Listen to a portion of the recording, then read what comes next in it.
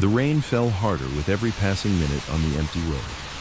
Jack, a battle-tested veteran, and his loyal German Shepherd Rex were heading home when the headlights revealed something that stopped his heart. A little girl, barely 5 years old, sat in the middle of the soaked pavement, clutching a newborn to her chest. Her eyes wide with fear, her voice trembling through the storm. "They want to take my baby sister. Please, don't let them." In that instant, Jack knew this was no ordinary night. It was the beginning of a fight for something far greater than himself. Before we continue, I want to ask you something. Where are you watching from?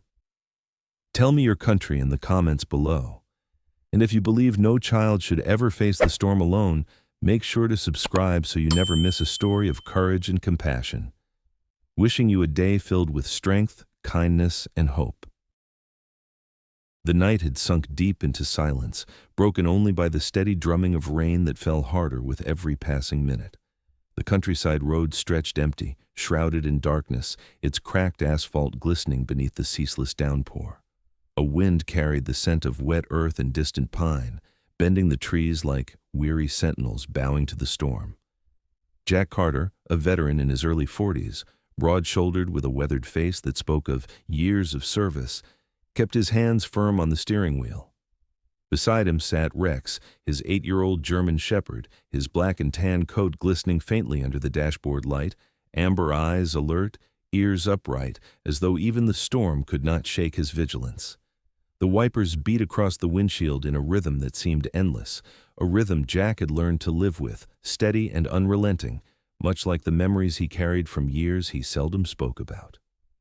As the tires hummed over the slick pavement, Rex suddenly stiffened, a low growl rising deep in his throat. The sound was sharp, urgent, the kind that pierced through Jack's thoughts and demanded attention. Jack had lived long enough with Rex to know this was not a restless growl, but a warning.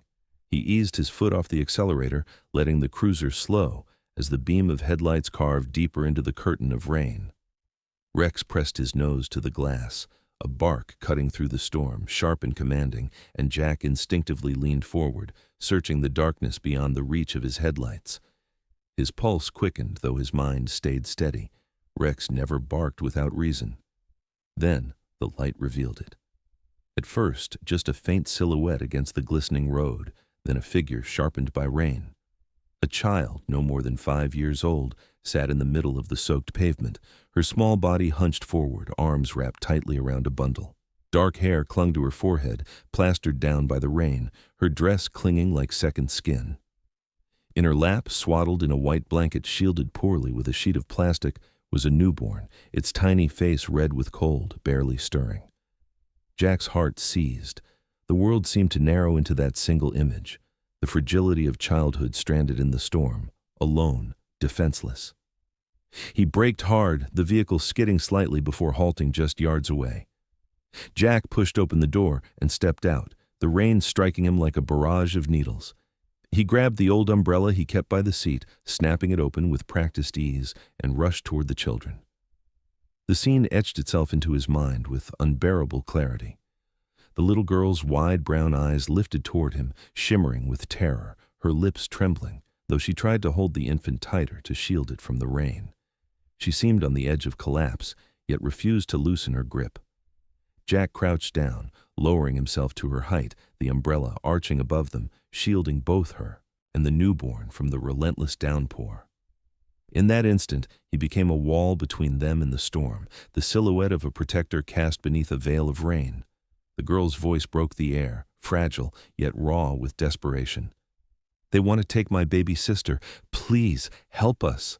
The words stabbed through Jack's chest like a blade twisted into old wounds. He felt the weight of her plea sink into him, heavier than the storm itself. Not just fear, but a knowledge in her tone.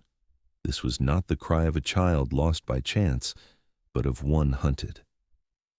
Her arms tightened around the newborn, whose faint breath was the only sign of life against the cold night.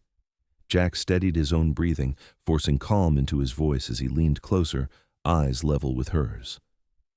Rex approached then, silent but purposeful, paws splashing against the pavement until he stood beside them.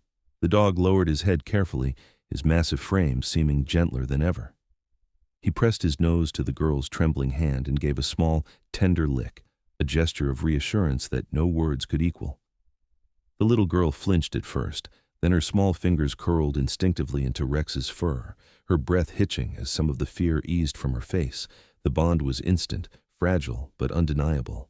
Jack watched as the storm around them seemed for a heartbeat less cruel, softened by the presence of loyalty made flesh in the form of his dog. Jack extended his hand toward the child, not rushing her, but offering, steady and firm. "You're safe now. I won't let anything happen to you or your sister." The little girl hesitated, her knuckles white as she clung to the bundle, but the conviction in Jack's tone and the gentle nudge from Rex pushed her toward trust.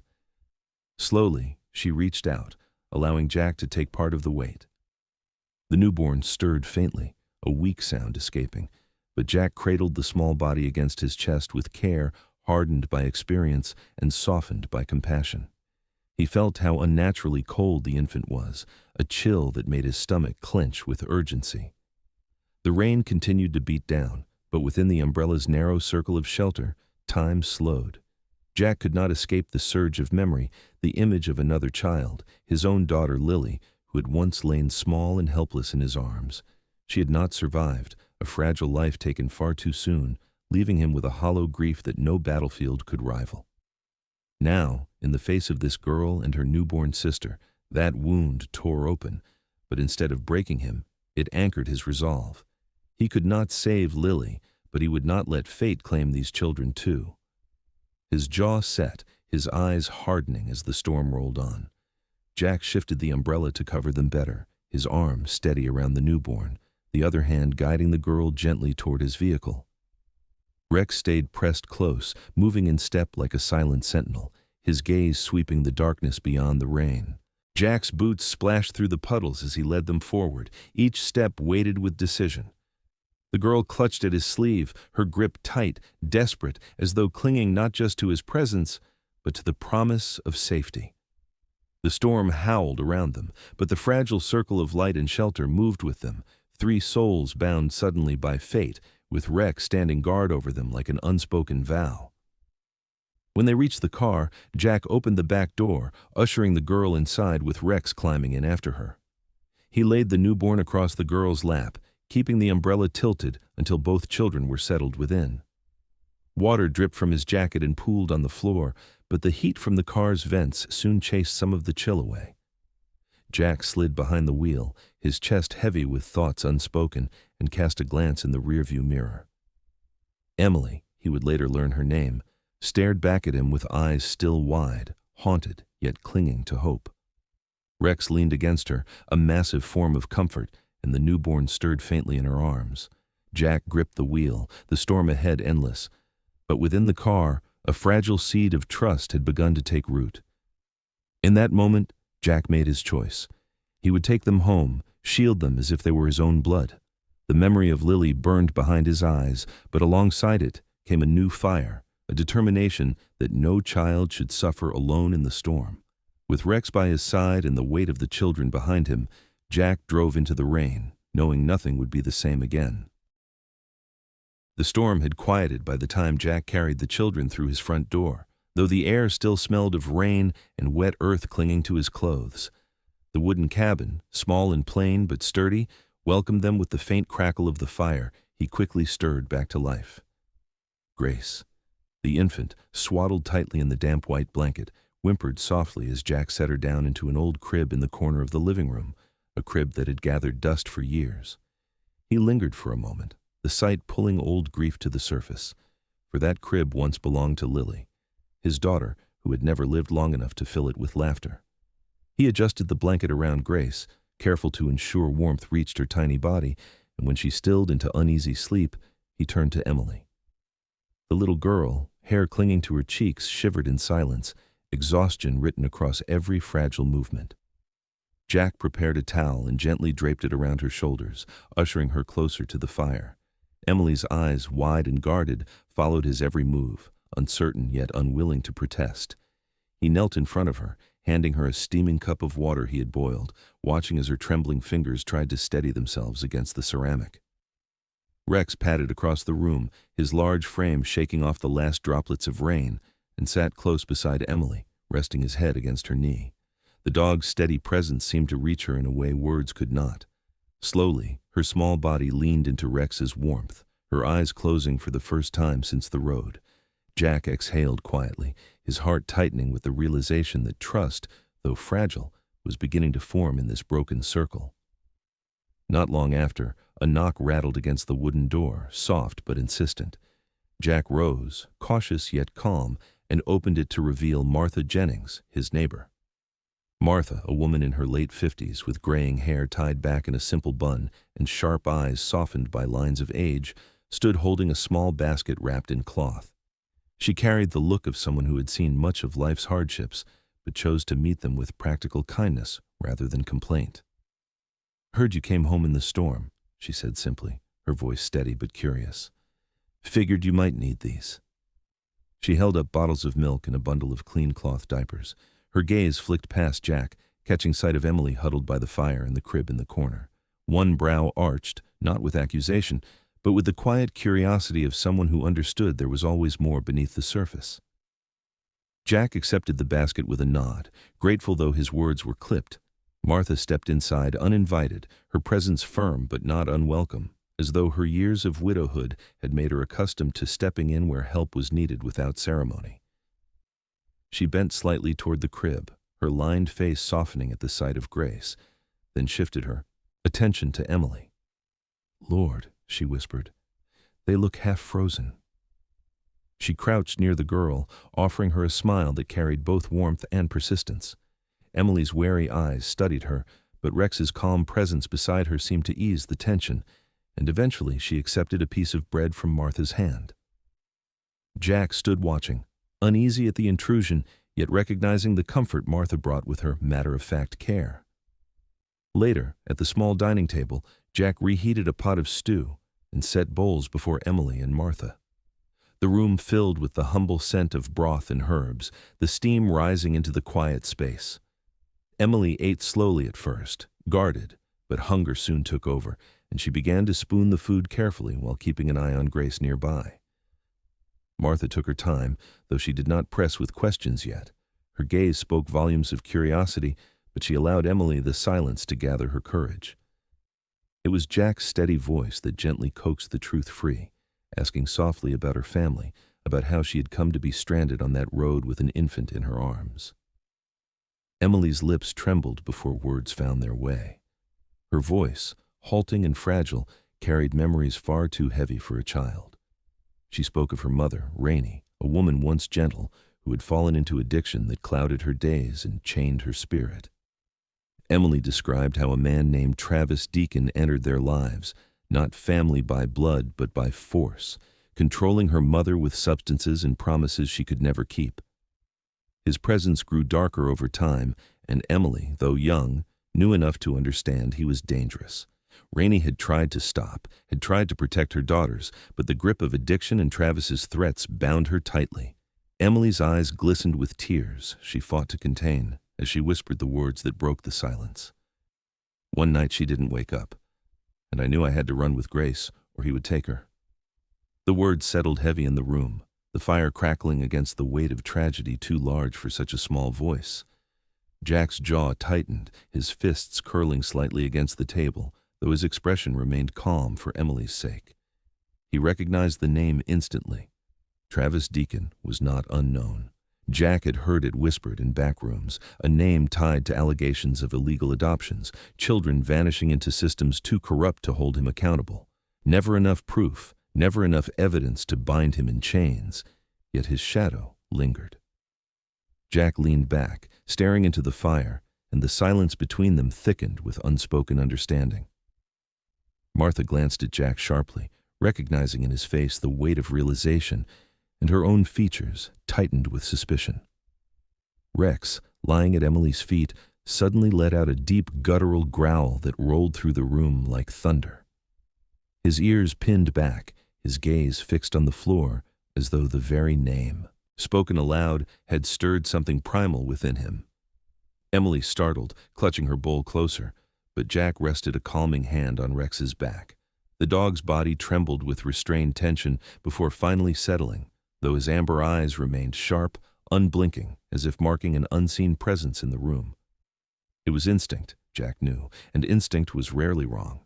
The name Travis had awoken not just human dread, but animal certainty of danger. Martha broke the silence with a quiet, grim voice. "I remember too many missing children in this county," she said, her gaze distant, recalling headlines that had long since been buried. Cases that never made sense, families broken with no trace left behind. If this man's behind it. She did not finish the sentence, but the weight of implication hung heavily. Her suspicion, born from years of watching tragedy touch her community, now connected with the fragile threads of Emily's story. She turned her eyes back to Jack, steady and knowing. "This isn't chance, Jack. Those children ended up here for a reason." Jack's stare lingered on Emily, who sat small and weary at the table, trying to finish her stew while stealing glances at her sleeping sister. He saw more than two frightened children. He saw a message written in desperation, a plea carved into the night by fate itself. He knew then that their appearance on the road was no accident. It was a call, one that he could not ignore. With Rex close and Martha's suspicion echoing his own, Jack felt the threads of a larger truth tighten around them. The storm outside had ended, but within the cabin, the air grew heavier with the knowledge that a battle had only begun. Yet Jack, silent and resolute, accepted it not as burden, but as duty. The cabin lay quiet under the veil of night, the storm having passed, though the air still heavy with dampness and the scent of rain-soaked pine. Jack sat awake in his chair near the fire, the glow faint against the dark, while Rex rested by the crib where Grace slept, his body curled protectively, ears twitching at every distant sound. Emily, finally surrendered to exhaustion, had fallen asleep on the couch, her small hand still tangled in the fur of Rex's tail. The stillness seemed fragile, a silence stretched thin as though the world held its breath. Jack's thoughts lingered on Travis's name, on the truths Emily had revealed, and though the night appeared calm, his instincts told him it was only the quiet before the storm returned. It came with a sudden crash, splintering wood and shattering peace. The front door burst inward, the frame cracking against the force of a heavy boot. Jack sprang to his feet instantly. The soldier in him awakened in an instant, his pulse steady though his body surged with adrenaline. Shadows spilled into the room as two figures forced their way inside, the larger one unmistakable even in the dim light. Travis Deacon, tall, broad-shouldered, his slicked black hair damp from the night, eyes sharp and gleaming with menace. Beside him, another man, thinner, wiry, his movements jittery, face partially hidden beneath a hood. The storm had followed them here, not with rain, but with intent. Rex exploded into action before Jack could speak, a blur of muscle and fur as he launched himself at Travis with a growl that tore through the night. The German shepherd's teeth sank into Travis's forearm, the sound of flesh tearing followed by a guttural scream. Travis staggered, trying to shake the dog free, but Rex held on with a tenacity forged from years of loyalty and training. The second intruder cursed, fumbling with something metallic in his hand, but Jack had already grabbed Emily, pulling her from the couch while reaching down to scoop Grace from the crib in one swift, practiced motion. Emily clung to him, eyes wide with terror, while the baby whimpered faintly, stirred by the chaos. "Go!" Jack barked, his voice commanding as he rushed them down the narrow hallway toward the back room, the one he had long ago reinforced with a lock he prayed would hold. Behind him, the fight raged, Travis slamming his arm against the wall in a desperate attempt to dislodge Rex, the dog's growls vibrating through the cabin as wood splintered and furniture toppled. Jack shoved the children into the safe room, slamming the door shut and bolting it before turning back, his own fists clenched. The soldier's instincts coursed through him, not as rage, but as a cold determination to hold the line. In the chaos, Travis shouted, his voice cutting through with cruel clarity. "You think you can keep them, Carter? You're the one stealing children. I've got papers, documents that prove she's mine." He yanked a folded sheet from his coat with his free hand, waving it wildly even as Rex's jaws locked tighter on his arm. The hooded accomplice backed him, shouting accusations, his voice frantic, painting Jack as the criminal in his own home. For a fleeting second, the weight of deception struck. If those papers existed, forged though they might be, they could turn truth into doubt. Jack's jaw tightened, rage pressing at the edges of his control, yet he knew this was not the place for argument. Survival came first. Unseen by the intruders, Martha Jennings had witnessed the break-in from her porch across the road, her window lamp catching sight of the struggle within Jack's cabin. Martha, though older, had the steady courage of someone who had endured loss and refused to be silenced by fear. She reached for her phone with trembling but resolute hands, calling the sheriff's office, her voice urgent as she relayed the attack. "It's Travis Deacon. He's in Jack Carter's house right now. He's trying to take the children. Send everyone now." Her eyes stayed fixed on the cabin, her heart pounding, but she knew she could not let Jack stand alone. Inside, Jack fought with controlled precision. He grabbed a wooden chair, swinging it with force to knock the hooded man back, sending him crashing against the wall. Travis roared, finally breaking Rex's grip by slamming his arm against the edge of the doorframe, but blood streamed down his sleeve, his face contorted in fury. Rex, though shaken, did not retreat. He repositioned, growling low, teeth bared, body tense and ready to launch again. Jack stepped forward, his stance solid, shielding the hallway where Emily and Grace waited behind the locked door. The air pulsed with tension, the cabin's shadows twisting with the fight for control. The wail of sirens pierced the distance, faint at first but drawing closer, their echo carried on the damp night air. Travis froze, his expression shifting from rage to calculation, his accomplice already scrambling toward the door in panic. "We'll be back," Travis hissed, his voice dripping with venom, before shoving past the threshold, blood dripping onto the porch.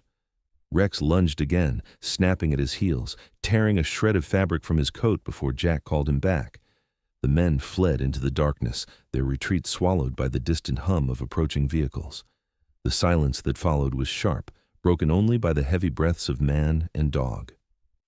The sheriff's deputies arrived within minutes, lights flashing against the trees, boots pounding across the wet earth as they swept into the cabin. Jack opened the safe room, Emily clinging to him instantly, Grace pressed to his chest. Martha appeared at the doorway, her lined face pale but resolute, confirming what she had seen. Officers examined the wreckage of the door, the bloodstains smeared across the floor, and the forged documents Travis had dropped in the scuffle. The lead deputy, a stern man, with weary eyes, studied them with grim recognition. "This isn't just a break-in," he said low. "There's a network behind this. He's part of something bigger." His words chilled the air further, the weight of implications settling over them all. Jack knelt beside Rex, running a hand over his fur and discovering a shallow gash across the dog's shoulder, crimson staining the tan. Rex panted, still tense, but his amber eyes glowed with the same steady resolve, refusing to leave Grace's crib even when urged to rest. Emily crouched beside him, small hands brushing against his side, whispering softly, her fear easing as she realized he was still there, still standing guard. Jack's chest swelled with a mixture of pride and sorrow. The dog bore the cost of loyalty, but he had saved them all. The cabin, though shaken and scarred, still stood, its walls holding fast against the storm of men and lies. When the deputies finally departed, leaving behind promises of investigation and the echo of sirens fading into the night, Jack closed the damaged door, his eyes heavy but his spirit unbroken. Martha lingered, her voice steady, though her face showed the toll of what she had seen. "You can't face this alone, Jack, and you won't. Not anymore." She left with that promise, the night swallowing her silhouette, but her words remained, carved into the silence. Jack looked down at Emily, asleep once more against the couch, Grace breathing softly in the crib, and Rex lying close, his gaze unwavering.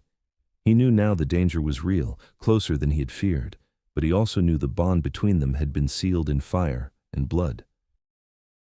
Dawn broke over the Blue Ridge with a muted light, pale and hesitant, as though even the sun felt the weight pressing against Jack's cabin. The door still bore the scars of the night's assault, the splintered wood and smeared blood reminding them all that danger had not retreated far. Jack stood at the small kitchen table, pen in hand, completing the final pages of a petition he never thought he would write, an application for temporary guardianship of Emily and Grace Harrow. The words on the page carried more than legal weight. They bore the gravity of a promise he had silently made the moment he found them in the rain. Martha stood nearby, glasses perched low on her nose, her hand steadying the stack of supporting documents, her presence both practical and quietly fierce. Rex sat alert at the door, his shoulder bandaged but his eyes sharp, as if sensing the significance of what was to come. By mid-morning, Jack and Martha arrived at the county courthouse in Asheville. The building was tall but aged, its stone facade damp from the storm that lingered the night before, the flag above the entrance whipping softly in the breeze. Inside, the halls smelled faintly of coffee and paper, the muffled sounds of clerks and officers moving with practiced purpose. Jack carried Grace in his arms, her small head nestled against his chest, while Emily clutched Martha's hand, walking carefully but with her wide eyes fixed on every detail around her. The sight of the courtroom was overwhelming for the child, but Jack leaned down, whispering quietly, "It's all right. I'm right here." His voice was low, steady, like a wall against the storm. The hearing was called as an emergency session, the kind reserved for cases with urgent threats. Judge Eliza Raymond presided, a woman in her 60s with short silver hair pulled neatly back, her reading glasses resting midway on her nose. Her face carried the calm authority of someone who had heard too many tragedies but refused to let justice be drowned out by deceit. As Jack stood at the petitioner's table with Martha beside him, the heavy doors opened, and Travis Deacon strode in. He wore a pressed gray suit that seemed borrowed rather than owned, his slick hair combed sharply, his smile cold and calculated. In his hand, he clutched a folder thick with documents, which he laid on the table with a performative confidence. Travis wasted no time. His lawyer, a younger man with slicked-back blonde hair and a rehearsed charm, rose to present the supposed evidence. Forged birth certificates naming Travis as Grace's father, affidavits filled with false claims, and financial records that painted him as a guardian rather than predator. He spoke smoothly, his words dripping with the kind of confidence meant to sway those who did not know the truth. Travis leaned back, his eyes locking on Jack with an expression of smug triumph, as if daring him to counter. Emily clutched Martha's sleeve tighter, sensing the danger, while Rex, seated quietly near the door, let out a low rumble that drew several heads before falling back into silence. Jack rose to speak, his voice carrying the weight of a soldier accustomed to standing firm in storms. He presented the petition, but it was Martha who provided the spark. Producing old clippings, sworn statements, and notes from families across the county, she traced a pattern of disappearances, all connected by one shadow: Travis Deacon. Her voice, sharp yet steady, carried the conviction of someone who had seen enough grief to recognize its source. The judge leaned forward, her pen tapping slowly against the desk, her expression shifting from neutral patience to narrowed suspicion. The courtroom, once buzzing, fell into a hush as the weight of accusation settled thick in the air. Then came the moment that broke the case open. Jack produced a small USB drive he had been given by a contact in law enforcement, recovered from Rainey's belongings before her death. The judge allowed the file to be played, and the courtroom lights dimmed as the screen flickered alive. Rainey's face appeared, tired but resolute, her voice fragile yet unwavering. "If anyone finds this," she whispered, her eyes glistening with both fear and love, "please don't let him have her. Travis is not her father. Grace is mine and mine alone.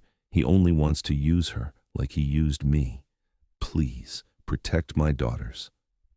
The words lingered in the silence like a prayer carved into stone. Emily broke into tears at the sound of her mother's voice, and even the judge's hand trembled slightly as she lowered her glasses. Travis shot to his feet, shouting objections, his lawyer scrambling to suppress the video as inadmissible. But the tide had already turned. The deputies in the room moved closer, their hands at their belts, eyes fixed on the man unraveling before them. Jack stood motionless, his expression cold, unyielding, as though daring Travis to deny the undeniable.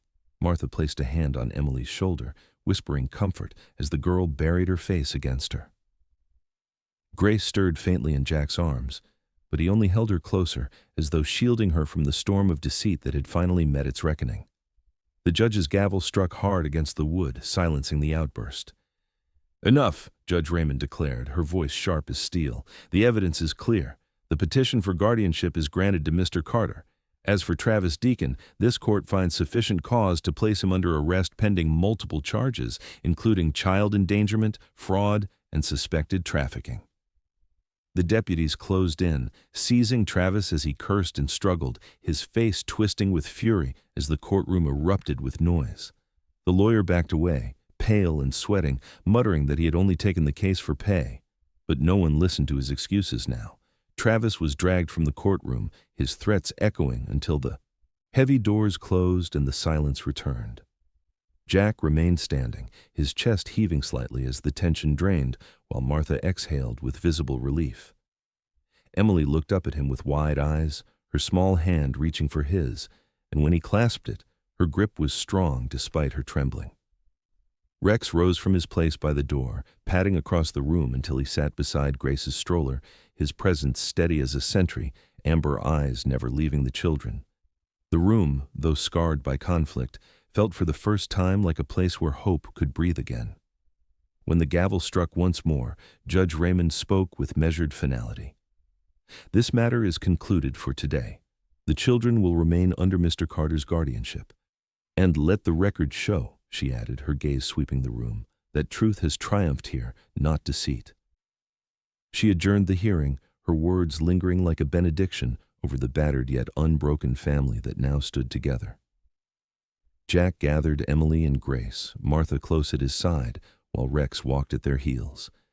For the first time since the storm began, they stepped into the daylight, not as fugitives of fate, but as survivors, carrying with them the fragile beginnings of a future no one could steal. The courthouse steps were damp beneath Jack's boots as he carried Grace in his arms and guided Emily by the hand.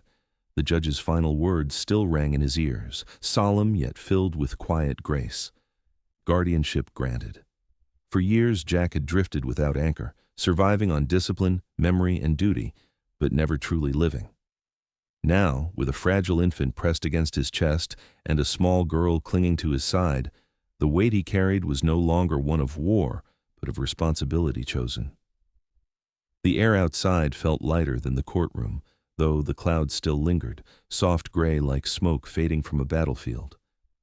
Martha walked beside them, her presence steady, as though silently promising this new family would not stand alone. Back at the cabin, the day unfolded with quiet rhythm. Martha busied herself in the kitchen, setting out stew and warm bread, her hands working with the practiced ease of a woman who had spent decades caring for others. Emily sat at the table, tracing circles with her finger on the wood, still shy in the presence of change but already breathing easier in the safety of Jack's home. Grace, fed and soothed, rested in her crib with Rex lying close, his large head resting beside the rails. His amber eyes flickered open each time she shifted, his ears twitching at her smallest sighs, a guardian bound not by command but by love. Jack stood in the doorway, watching them, the image stirring something deep in his chest that war had long buried. As evening settled, the cabin filled with soft lamplight and the comforting scent of cedar smoke curling from the fireplace. Emily approached Jack hesitantly, her small frame silhouetted against the flickering glow. She tugged lightly at his sleeve, her voice no louder than a whisper. "Dad?" The word hung in the air, fragile as glass yet strong enough to pierce every wall Jack had built around himself. His breath caught, his eyes stung with tears he had thought long dried, and he sank to one knee so his gaze met hers. Emily's eyes were wide, searching, as though terrified she had said too much, but Jack pulled her close, his arms trembling as he embraced her. "Yes, sweetheart," he whispered. "I'm here, always." The tears slid freely now, not of grief, but of a healing long delayed. Martha, watching from the kitchen doorway, pressed a hand to her mouth, her eyes glistening. She had seen families break, had buried her own husband years before, but in that moment she recognized a bond forming that went beyond blood, a bond forged in fire and loss, rebuilt in love. She stepped quietly into the room, laying a warm blanket across Emily's shoulders, her voice gentle but steady. "Every child needs a grandmother," she said softly. "If you'll let me, I'd like to be that for you." Emily turned, her lips curving into a small smile, and for the first time in years, Martha felt the ache of loneliness ease into something lighter. Later that night, Jack sat by the crib where Grace slept, her tiny fists curled against the blanket. Rex lay stretched across the rug, his body a shield of fur and muscle, though his amber eyes softened when Grace stirred. She reached out in her sleep, her tiny fingers brushing against his ear, curling into it as if it were a lifeline. Rex did not flinch. He only lowered his head further, letting her hold onto him, his breathing steady and calm. Jack's chest tightened at the sight, his mind replaying the countless nights he had spent listening to gunfire and chaos.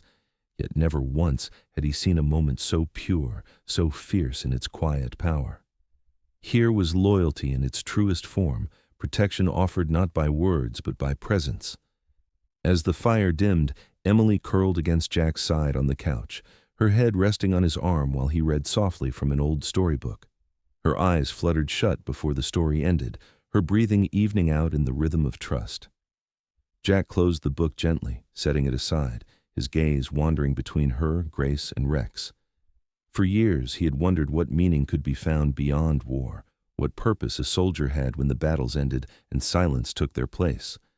Now the answer was clear, sitting in the circle of warmth before him. Meaning was found not in destruction, but in protection, not in loss, but in love. Martha began visiting daily in the weeks that followed, her laughter filling corners of the cabin that had long sat empty. She taught Emily small lessons in baking and chores, humming old hymns as they worked, while Jack handled repairs and paperwork that bound the guardianship into permanence.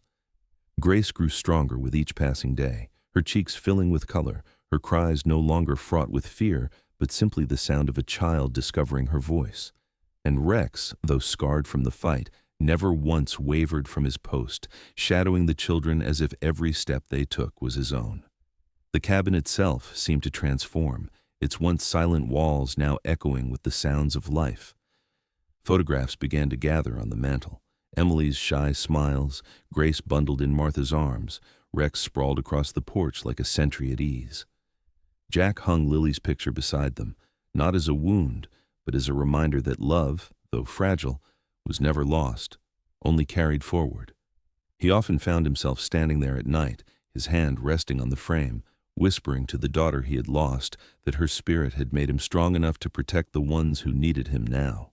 One evening, as dusk painted the sky in shades of violet and gold, Jack stepped onto the porch with Emily at his side and Grace nestled against his chest. The mountains stretched out before them, quiet and eternal, the same peaks that had watched him leave for war and now welcomed him home to something greater. Emily slipped her hand into his, her small fingers curling trustingly around his own. "Are we safe now?" she asked softly. Jack looked out over the horizon, then down at her, and for the first time in years, his answer came without hesitation. "Yes, because we're together." When night finally fell, the cabin breathed with peace. Martha hummed quietly as she cleaned the kitchen. Emily slept with a toy clasped in her arms, and Grace lay still in her crib, her hand once again resting on Rex's ear. Jack sat at the table, his heart lighter than it had been in decades, knowing that his life had found its true calling, not on the battlefield, but here, in this fragile circle of love. He whispered into the silence, not to the ghosts of the past, but to the life before him now. "This is what I was meant for." The words hung in the warm air, not as a vow, but as truth finally discovered. This story reminds us that true strength is not found in battles or glory, but in quiet acts of compassion and sacrifice. A soldier found his greatest purpose not on the field of war, but in protecting two fragile lives who had no one else to turn to. We are all called to be guardians in our own way, standing for kindness when the world turns away, and choosing love even when it costs us something. If this story touched your heart, share it with someone who needs hope. Leave a comment below to share what you are thinking, and subscribe so you do not miss the next story of courage and second chances. May God bless you and all those you call family.